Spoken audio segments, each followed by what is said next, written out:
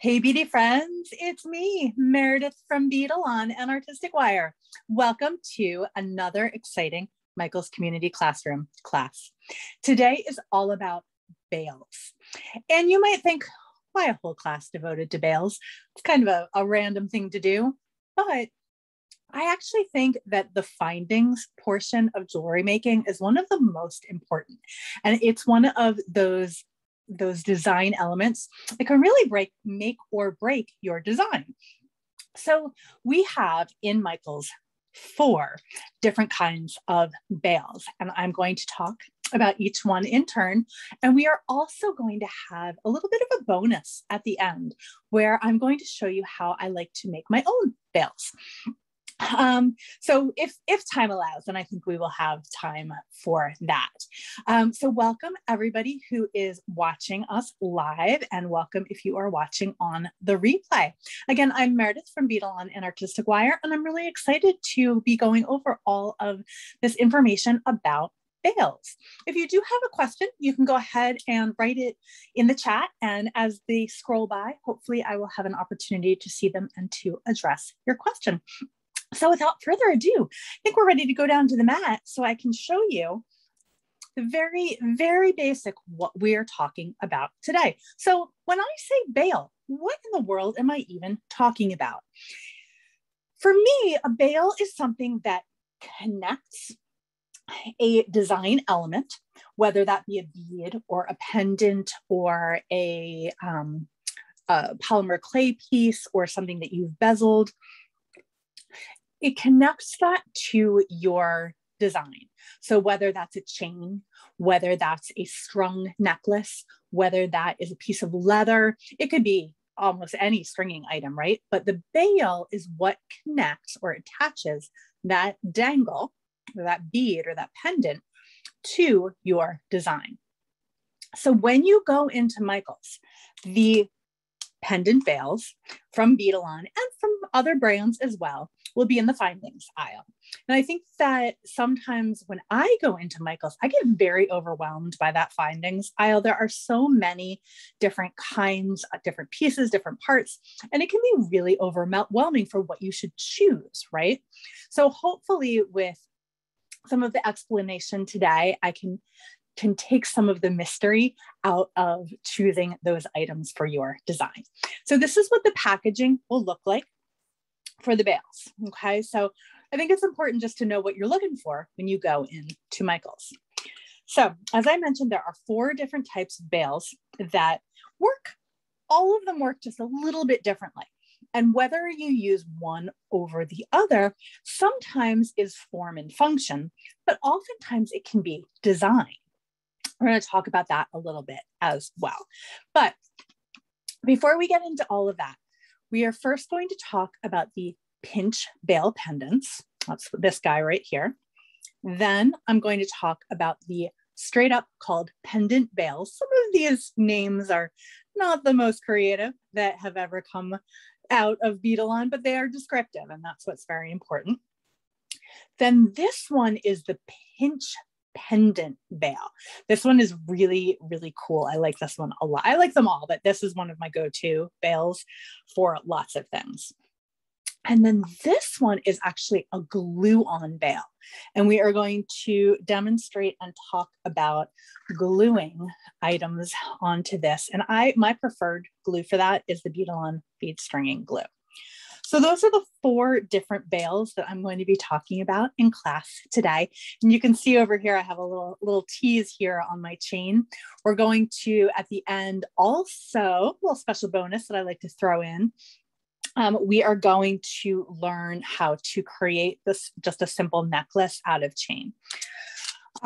Very easy, but one of the most important things that I do all the time, because for example, when I do a little doodad for class, when we want to either turn it into a really fast necklace to wear or just a photograph, it's really simple to put it on a chain.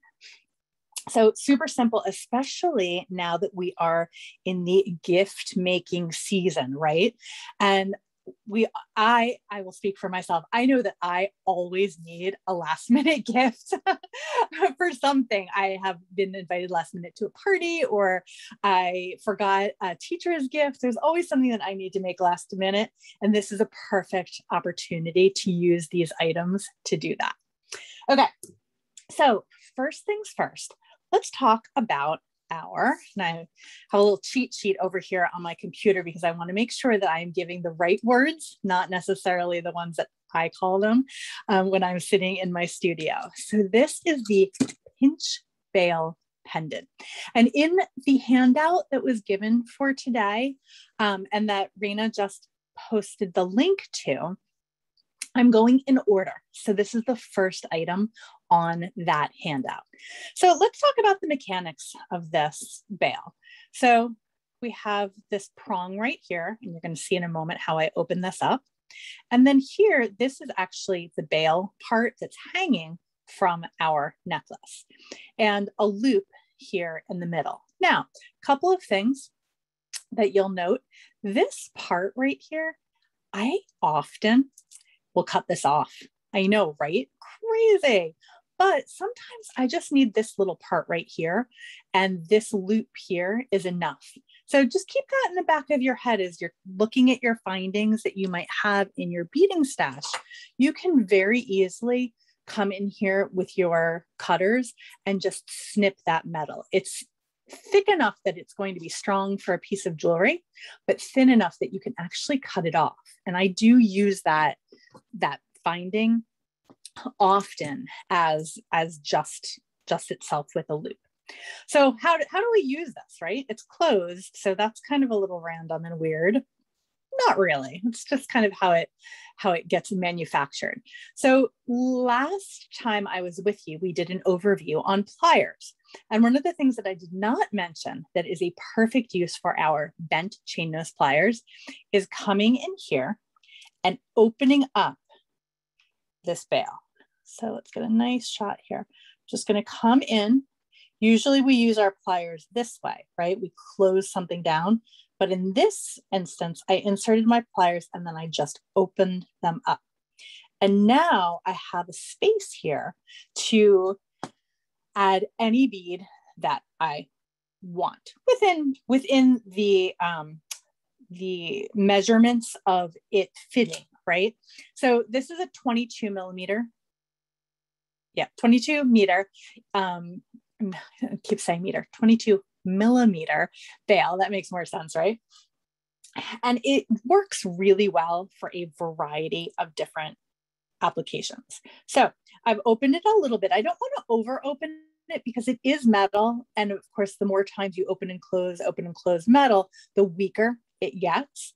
But what I'm noticing, I want to put it in here, but it's not quite large enough. So it's fine. I'm just going to come back in here and gently open this up just a little bit more. Some nice space in there. And then I can usually use my fingers to close this up. So let's say, it's going to squeeze that closed. And as I'm squeezing it into one of the spaces here on this really pretty sunburst pendant. And that's another thing too, is there are all these really cool pieces and parts in Michael's in the beading aisle, this pendant included, that you might not necessarily know how to attach it to your design, right? This is a really cool pendant. It's wood, it's super lightweight, so it would make really great earrings. However, there's no hole drilled in it, so it's not really a bead. So how in the world are you going to attach that? Well, a bale is how you are going to be able to attach that to whatever it is that you want to attach it to. So whether it's making it into a necklace, whether it's making it into an earrings, you've now taken this from a piece of doodad, as we refer to them in the office, and now you can make this into a piece of jewelry. So let's see. Let's do a couple of other things over here with this bale, because it really is one of my favorites. So I'm going to bring another one in. And one of the things that I am always looking at in my Michaels is all of these gorgeous Swarovski Create Your Style pendants. That I'm always drawn to them. I love sparkly things. And one of the challenges is how do we turn the pendant from, as Susie just mentioned in the chat, how do we turn it from a doodad to a dangle-do?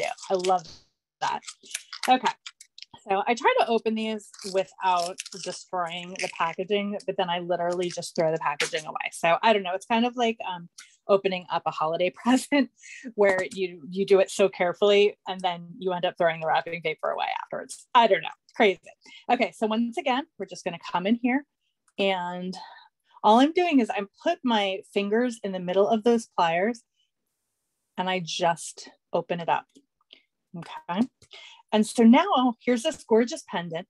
Maybe my wire wrapping skills aren't the best. Maybe I want something to look a little bit fancier and nicer than just a jump ring or a split ring, which would be very difficult to get onto this pendant.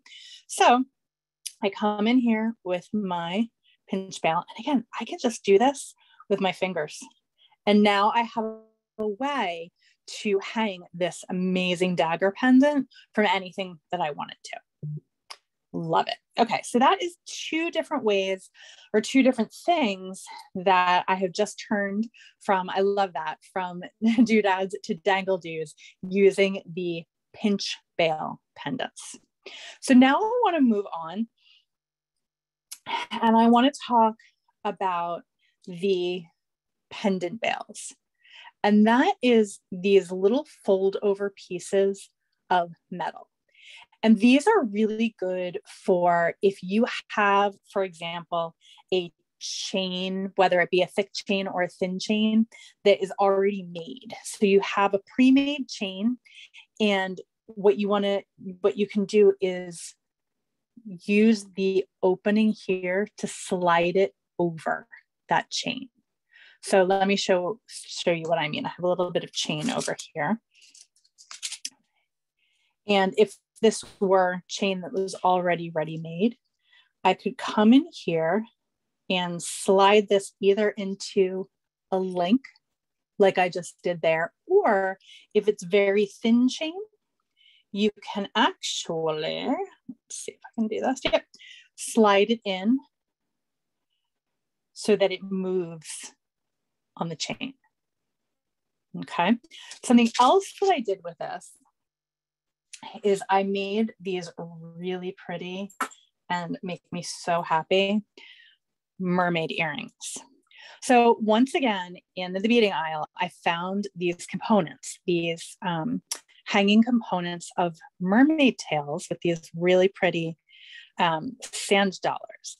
And I think that this was two separate strands, but again, these mermaid tails are so beautiful, but they're not really beads, right? So how are we going to incorporate them into our design? Well, we could certainly do some wire wraps, but isn't it so much easier and faster to add it with a Bale? So curiously, I also did add with a jump ring. So a jump ring really can be one of our easiest Bales, right? This part here is attached with a jump ring.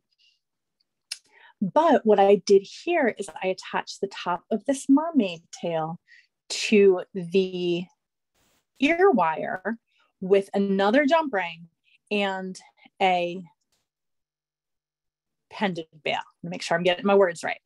Now, part of the reason why I did this one and why I did it this way is to show a very important point about direction.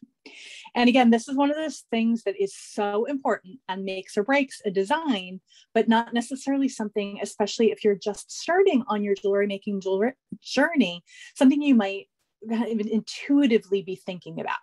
So what am I talking about? So see how this ring right here on the mermaid tail is horizontal, and then the Bale, the direction on the Bale is the opposite way, right?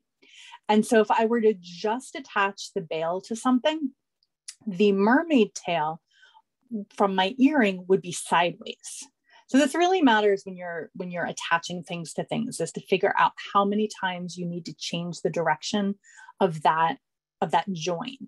So because I was using my Bale, because the mermaid tail was too big to fit through the part on the ear wire, you have the ear wire here, Bale here, jump ring here, ear wire here. So something that needs to be thought about is, first of all, are things going to fit? Second of all, are things going to dangle freely? And third of all, are our directions going to be the same? So jewelry design is probably 90% design, but also it is very important to think about functionality and how the components come together. Okay, so let's go ahead and show how easy it is to attach one of these mermaid tail friends to the Bale. And this, just in case anybody is curious, this is the part number for these mermaid tails, and they do come with little starfish too, which are so fun. I love them. This is one of those things that I did not have a project in mind when I bought these, but they needed to come home with me. And so part of what is so great about being a designer for Beadalon is I might not necessarily know what I'm going to use any particular item for when I purchase it.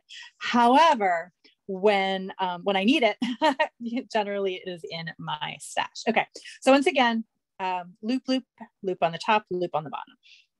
So let me grab one of these, and they generally come, it's like I had mentioned, a little bent over piece of metal, and I generally, very gently, use my pliers to create a little space here if I can, but I want it just to be a little teeny tiny space.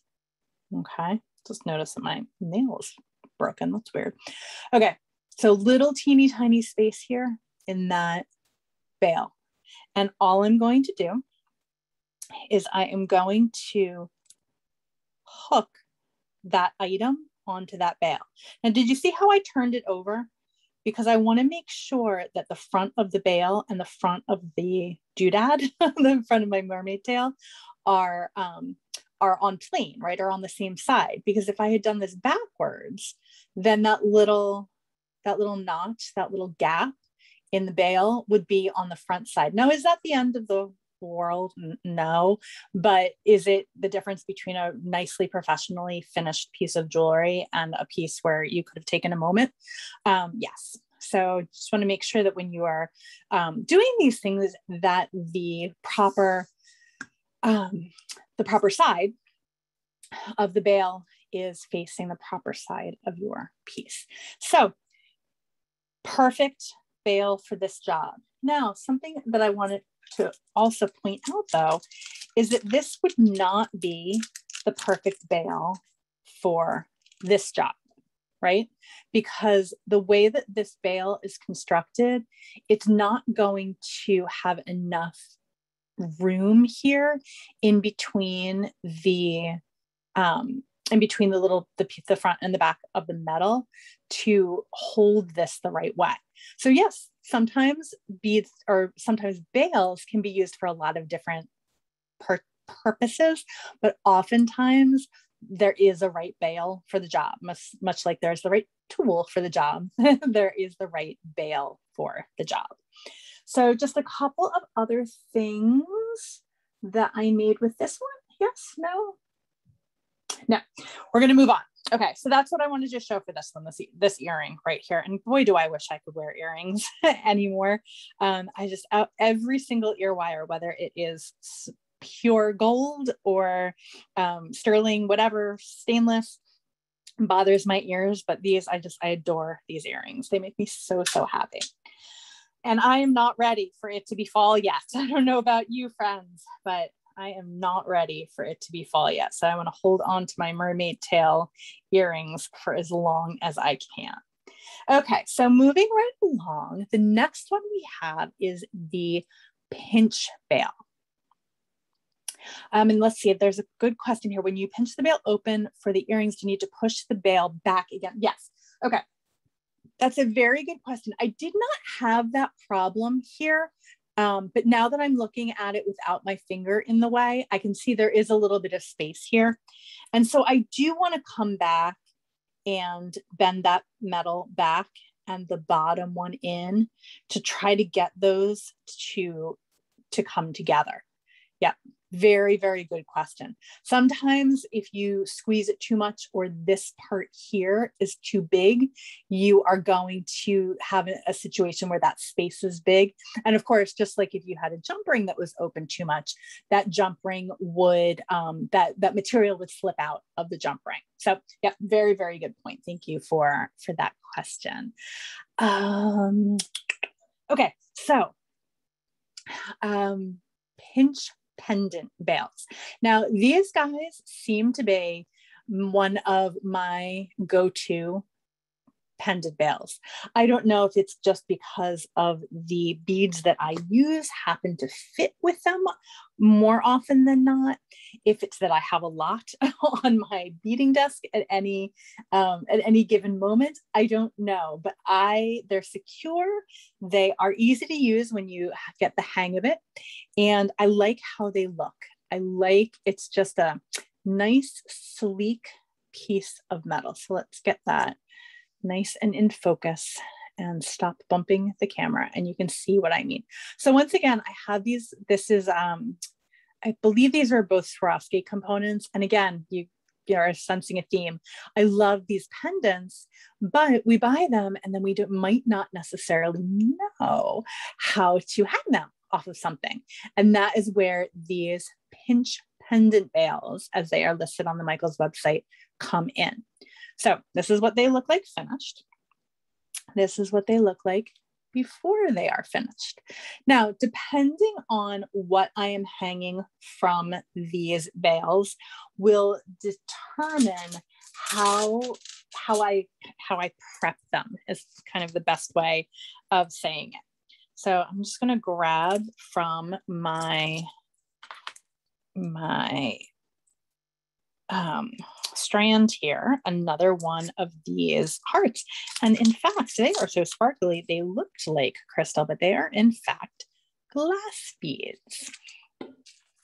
And so the let's see, what is the word I'm looking for, this space here, which is approximately 1/4 of an inch or about almost 2 centimeters, just shy of 2 centimeters. That is what will determine what material you can squeeze in here. So if you had a briolet that was drilled this way, or if this bead was drilled this way, you could use this pendant for it, provided it fit around the hole. So let me show you a little bit more of what I'm talking about. So what I like to do is I actually prep this because it's a lot easier to get the purchase that I need to bring the 2 arms of the pendant closed before I get my bead in there. So I'm using flat nose pliers for this, again, because I have the most amount of surface area with which to hold on to those 2 different sides. And I'm going to gently come in here and give a little squeeze. Now, I don't want to squeeze it too much, but you can see how, as I'm doing that, the 2 sides are curving together to hold. Okay, so now what I can do is I'm going to come in here with my bead, slip this in, hope that I didn't close it up too much, which is always a possibility. Let's see, did I in fact close it up too much? It's possible. Got slippery hands today. My goodness, look at that. All right, Meredith, let's take a deep breath and get it in there. Okay, so I did do it a little bit too close, which is fine. Ready? All I'm going to do is I'm going to come in here with my chain nose pliers and open it back up just a little bit. Okay, so the metal is soft enough that you can do that, but stiff enough that it's going to hold. Okay, so now I opened it up, probably too much, but we're good for the sake of demonstration. And I can slip that in there. And so it's going to be one of those fun, you see me see, we all see kind of adventures. And I'm going to come in here with those pliers and close that up into the hole. Now I'm doing it gingerly, and I'm doing it just little teeny bits at a time, because I don't want that to smush down so much that it cracks my bead, right? This is glass, which is glass, so it's fragile. It would be even more fragile if it were crystal.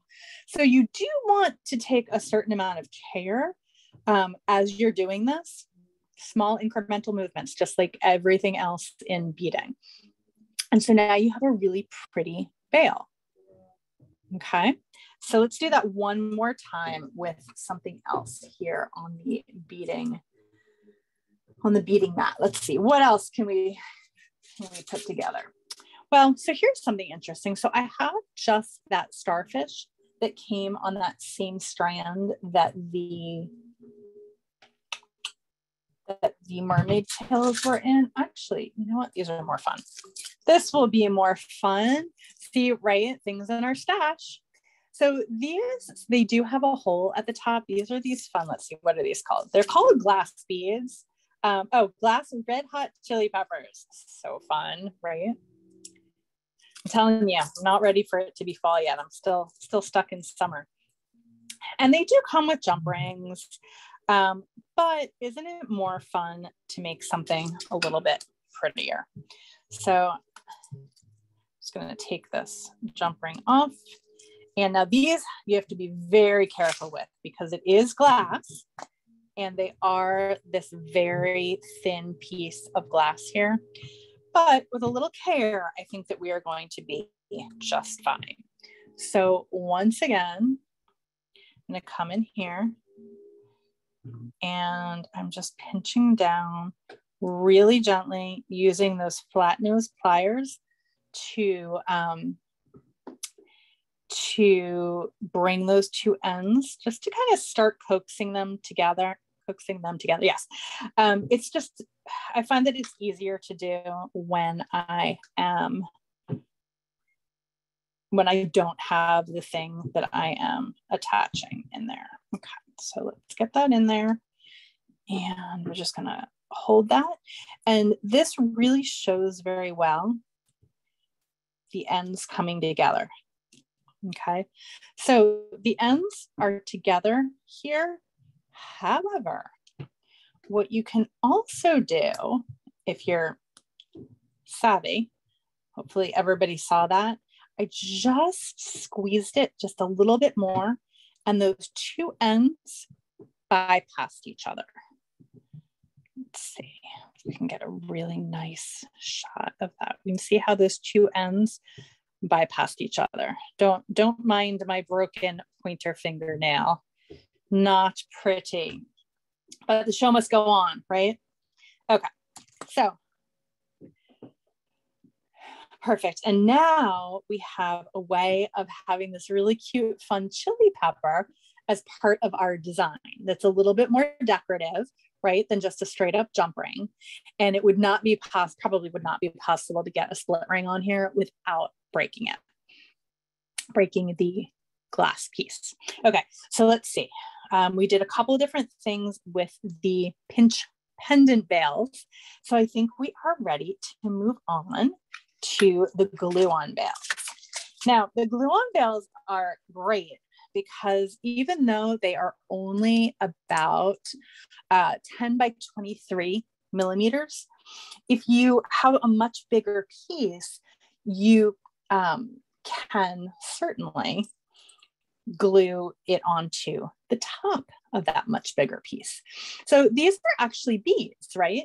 But they're these really kind of cool geometric, almost like an Art Deco tiger eye bead that I found, again, kind of in my stash. When I was preparing for this class, I went through my big box of beads and materials for Michael's, looking for what can I turn into a pendant, right? Or what can I turn into an earring in this case?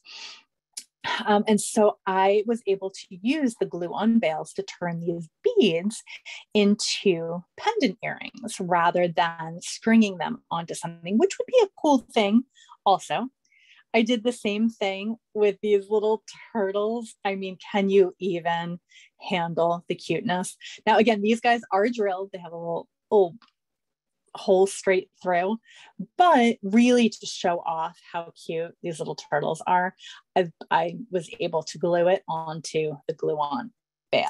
Now, if you had something bigger, I had these really pretty, what are these guys? These are mother of pearl. Are they mother of pearl? You're not telling me what they are, but I'll show you their number. These they again beads, but if we want to make those into a drop pendant, and that's what I'm going to use for my example today, actually, just for fun, because I already made the other two. So let's try these. Hopefully it'll work. I don't see why it wouldn't. And so what you would do is you would glue on the glue-on pendant to the back of the bead. Now, when you look at the glue-on pendant, you can see that there is a clear part that comes up toward you and a clear part that's flat. I like to glue whatever it is on the side that, let me make this as clear as I can. On the side that isn't the flat side, the side opposite the flat side. So the side that's actually flat will be the side that's against your skin, right? Otherwise, if you do it on the flat side, you'll have this part bumping against your skin. And again, will that be the end of the world? No, but I think it's more professional to have the flat side be the part that would be against your skin. And all you need to do here is to grab your Beadalon bead stringing glue.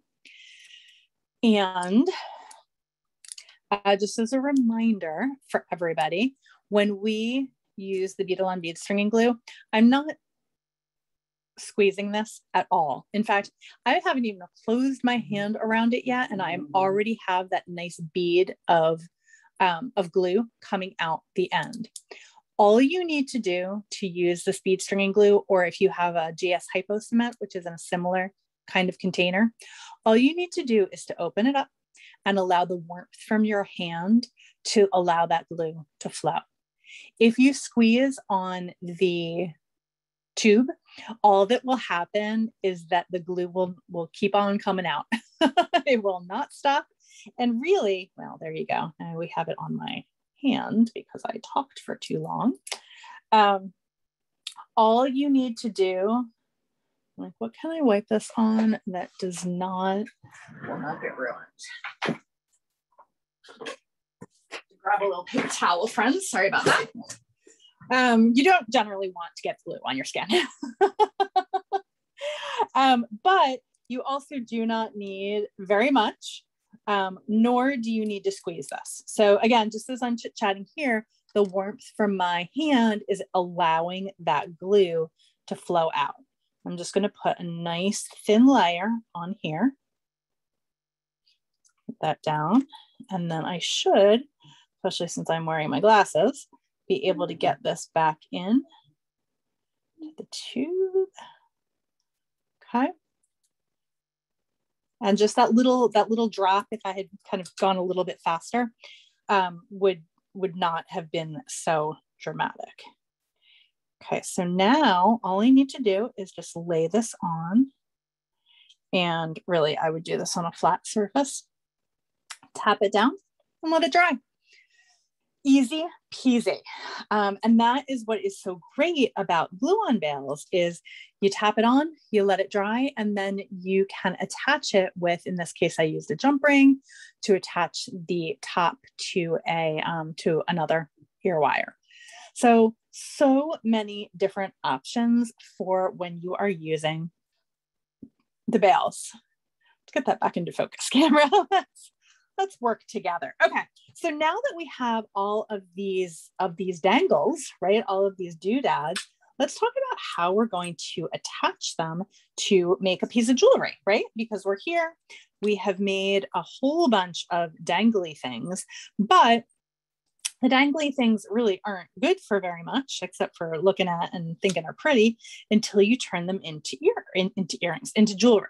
So I have made a bunch of earrings already because I did want to make sure that I had some finished jewelry made. So let's go ahead and just show very easily how to turn these into jewelry, right? I don't want to take for granted that people might know already how to do that. So just a quick little extra. We're going to make a little jewelry. We're going to use some chain, and then we're going to use some ear wires, and then we're also going to use some jump rings from the Beadalon Findings Variety Pack. And this glue is a fantastic all-purpose, well, not necessarily all-purpose, but all-purpose for most jewelry making purposes, glue. And we are in about a month, I think, going to have a similar expose to today's All About Bales. We're going to be doing all about glue. And there are lots of different types of glue in Michaels, and I'm going to talk about many of them. So hopefully you will join me for that. I usually will leave my glued pieces probably way too long that it matters. Let's see, is this cured yet? It's almost cured. So I would give that about 10-20 minutes, but really to be sure, I leave everything overnight, no matter what glue I'm using. 24 hours to cure is my go-to. For that, Yvette in the comments might be able to post the link that we have to the Beadalon website on All About Glues that will talk about finishing times for everything. All right, so let's make my cute little turtle into an earring. So in order to do that, super easy. What I have to first consider is the direction of my holes. So these two holes are facing the same direction, so I only need one loop to loop them together. Sometimes when you get ear wires, the loops are facing the other way, in which case you would need two connecting items in order to connect them together, or no connecting items. You might be able to just connect the Bale right to the ear wire. Part of the reason why I make such a big deal, this jump ring is just a little bit too big, why I make such a big deal about direction is because I am always surprised by how infrequently it lines up the way I want it to. So it's one of those kind of things that is constantly frustrating me when I'm making my jewelry, is just the need to constantly be aware of how things are hanging. So now we have a cute little turtle earring. Wouldn't these be great for a gift for somebody if they were going to Florida over the holidays, or someone who just loves turtles, or loves sea life, or loves the ocean. I love the idea of giving these as a gift over the holidays, right? I don't know. It's so top of mind for me right now. And I'm sure it's starting to be top of mind for everybody else. It's almost October. Okay, so that's the adding of it to an earring. But what if I wanted to make a simple necklace with a chain? And I always make sure that I have a lot of chain on hand, because in my opinion, it's the easiest and the fastest way to make a really nice piece of jewelry, provided of course that whatever I'm hanging off of it is equally as nice of a piece of jewelry. So my chains, I generally will make about 16 inches. So depending on where you want it to hang, of course, which also depends on how big your pendant is going to be. So again, a lot of if then statements kind of come into jewelry making, right? If I have a big pendant, do I want it to hang a little bit lower? If I am a smaller person, do I want it to hang a little bit higher? If I'm super trendy, do I want it to be a choker? There's all different things to think about. But what I like is about 16 inches. So I have down here a little measuring tape. So I'm just going to measure 12 inches and then another 4. And do I tend to be the most perfectly precise on my measurements? Not always, but that's my challenge. It's having precise measurements. So now I have a nice piece of chain, excuse me, to start my necklace with. Now, if I am using a piece of jewelry, shall I make a mermaid necklace? Fun, right? I can just go ahead, and it's just easier for me to go ahead and just string that on beforehand. Since I have the clip-on pendant Bale, I could add this afterwards, certainly, like I showed in the beginning of class today, but why make things harder for me, right? So here I'm going to make them easier. So I have my two ends here, and I'm just going to put on a really simple tag and lobster. I said lobster, but I pulled out a spring ring, and I want to attach those to both sides. And I like attaching with a smaller jump ring. So I'm going to pull out one smaller jump ring, and fingers crossed that I have another smaller jump ring in here. I use these variety packs so much that sometimes I have run out of the things that I need. But this one is full. So I have 2 of the smaller jump rings and my spring ring clasp and my tag. And I need an extra tag? No, I just think that they look nicer. All right, so I'm gonna have to bop that out a little bit so I can get my fingers or my arms under here. And easy enough, we're gonna come in with my 2 pliers, open that up, add my spring ring clasp, and attach it to one side of the chain. And this is kind of a medium-sized chain. I don't know exactly what the name of this chain is, but there's so many cool chains in Michael's. So a little wiggle back and forth to close my jump ring. And I'm going to do that same thing on the other side. And like I said, if you don't want to add the tag and just want to go ahead and add the jump ring, that's fine. I just think that the tag adds a little extra something for to make it look a little nicer and a little more professional. Okay, so we're going to wiggle that closed. And then in what was that, 2 minutes, 3 minutes, not even, I have now made a necklace for my pendant. So the last thing that I want to do in class today is talk about, well, okay, I want to make a pendant, but I don't have any pendant bales. So you can do that with a straight up piece of wire. And I'm going to show, I think I'm going to show doing that here on this bead here, because it will really drive home the process. Okay, so I think I'm going to use, well, let's go. First thing I need to do is make sure my 20 gauge wire will fit through the bead, and it will. So I'm going to pull out,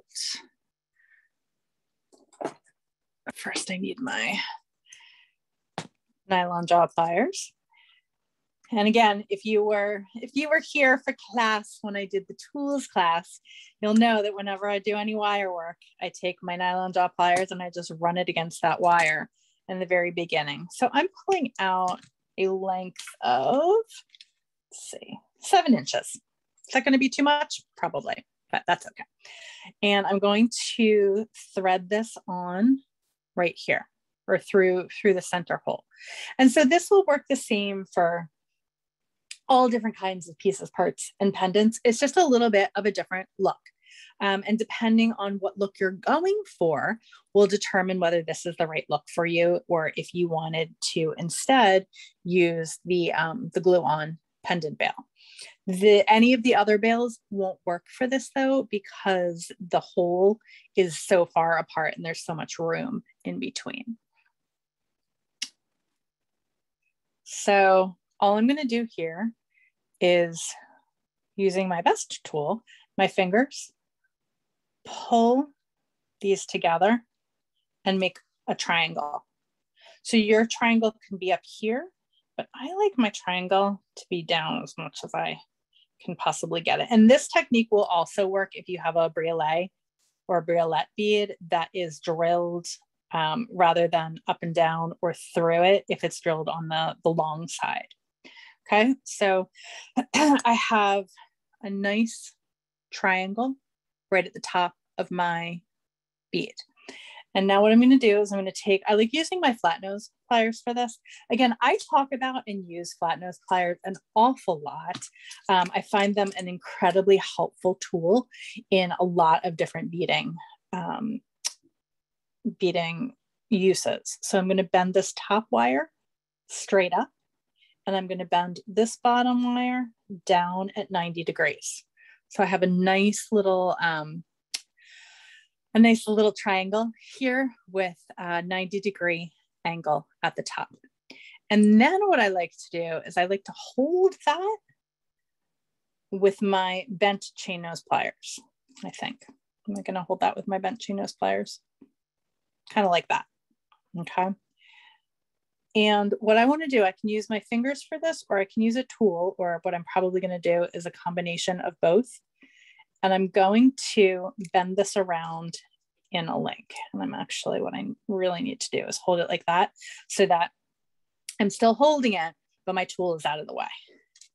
And so now I'm going to do what I call the push and pull technique to wrap this wire around. So pushing and pulling, twice, thrice, however many times you want to. And again, I said I cut way too much wire for this, but it's always better to have a little bit more wire than you need than to have less.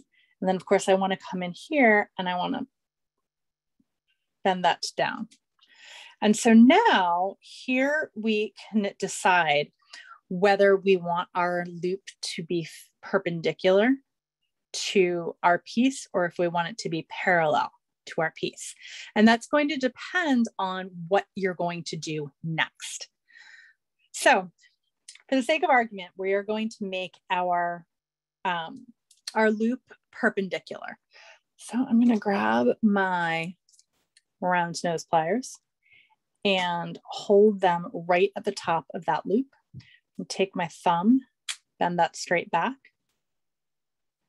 And now I'm going to replace the direction of my pliers. So I was holding my pliers parallel to the ground on my desk. Now I'm going to put them perpendicular to the desk. And with my pointer finger, I'm going to pull that loop, or pull that wire back around toward me. I now have my loop around the top jaw of my pliers. I'm going to put it around the bottom jaw of my pliers. And I'm going to change hands. And again, whenever I demonstrate wrap loops, I always mention different people do this different ways. This is how I do it. If a different way works better for you, awesome. If you struggle with your wrap loops, you might want to try doing it this way. It might work better for you. And so now I'm going to, again, do that pushing and pulling method to get a nice tight wrap, and try to get my wrap joined as close as possible. This is not the best wrap that I've ever done before in my entire life, but I think everybody gets the general idea.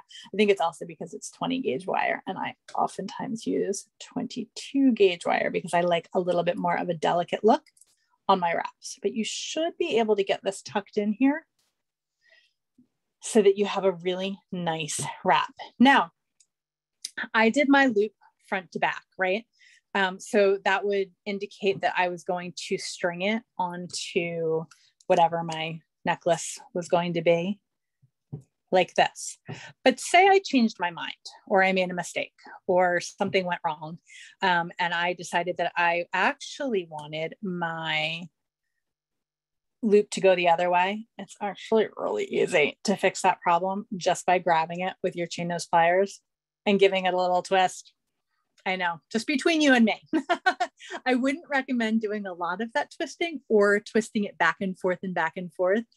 But if you do have that moment where you say, oh, whoops, I did it front to back, but I should have done it side by side. All you need to do is come in here and give it a little twist. You don't have to worry about cutting it apart and doing the whole thing over again.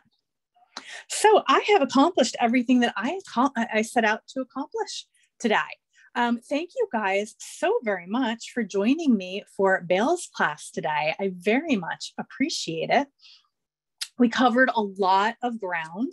We went over the pinch Bale pendant. We went over the pendant Bale, this guy right here. We talked about the pinch pendant Bale, which is my personal favorite. I know I shouldn't say favorites so much, but I really like that one. It's easy to use. It has a nice small profile.